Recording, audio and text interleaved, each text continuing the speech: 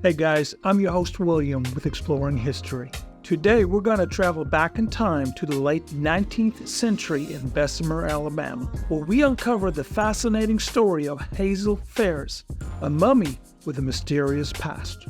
Despite being far from the ancient Egyptian civilization, Hazel's post-life journey is just as fascinating as any traditional mummy. Hazel was born in Kentucky in 1880 and tragically lost both of her parents during her childhood.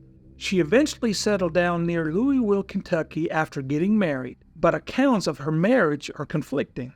Some say that Hazel and her husband were heavy drinkers who frequently fought, while others argue that they led a peaceful life, only fighting about money when her husband drank. So legend has it that on August 6, 1905, a disagreement between Hazel and her husband over a new hat escalated into violence. In the heat of the moment, Hazel shot and killed her husband, leaving him lifeless on their living room floor, and that led to neighbors calling the police upon hearing gunshots. When the police arrived, Hazel also took the lives of 3 officers who responded to the scene. A nearby deputy sheriff, hearing the commotion, entered the house and tried to restrain Hazel, but in the struggle, he accidentally tripped over Hazel's husband's body, causing his own gun to discharge and resulting in the loss of Hazel's right-hand ring finger.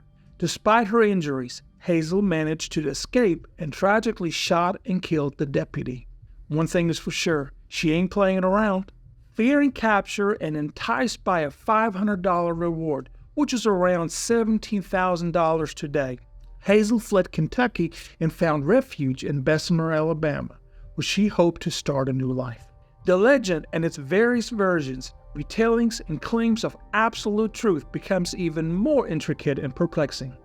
Reports suggest that she turned to prostitution and excessive drinking to sustain herself. In an alternate version of the story, Hazel disguised herself as a teacher and drowned her sorrows in alcohol, burdened by the remorse for the lives she had taken. In Bessemer, Hazel entered into a romantic relationship with an unidentified individual, possibly a law enforcement officer. When they became engaged, Hazel made the decision to confess her dark past, or, influenced by alcohol, unknowingly revealed her status as a wanted murderer. Her fiancé promptly reported her to the police, either out of strong commitment to the law or for the reward money. Fearing capture, Hazel locked herself in a room and continued to drink excessively, and on December 20, 1906, she tragically took her own life by consuming whiskey laced with poison. Hazel's body was taken to Adams Vermilion Furniture, a place that not only sold caskets but also served as a funeral home. Over time, no one claimed responsibility for her, but her corpse showed little signs of decay, possibly due to the poison. To satisfy the curiosity of visitors, the owner began charging 10 cents per person for a glimpse of the infamous criminal, and eventually, the body was lent to different individuals, including Adams' sibling in Tuscaloosa. In 1907, O.C. Brooks acquired ownership of the remains and showcased them in his traveling expedition for over 4 decades, and upon his death, Brooks left Hazel's body to his nephew with the condition that any funds generated from exhibiting her be donated to charity. Using Hazel's body, Brooks' nephew raised money to build churches in Tennessee before returning her to Bessemer. There, she became a featured exhibit in the newly established Hall of History, gaining fame and even appearing in a documentary on the National Geographic channel. Eventually, those who possessed Hazel's remains decided to cremate her after a long period of activity. In a documentary autopsy, it was discovered that Hazel's cause of death was pneumonia. The examination also revealed that one of her fingers had been severed by a gunshot about a year before her passing. Additionally, a significant amount of arsenic was found in her body, but it appeared to have been applied externally rather than ingested. During the time Hazel resided in Bessemer, there were no professional embalmers available.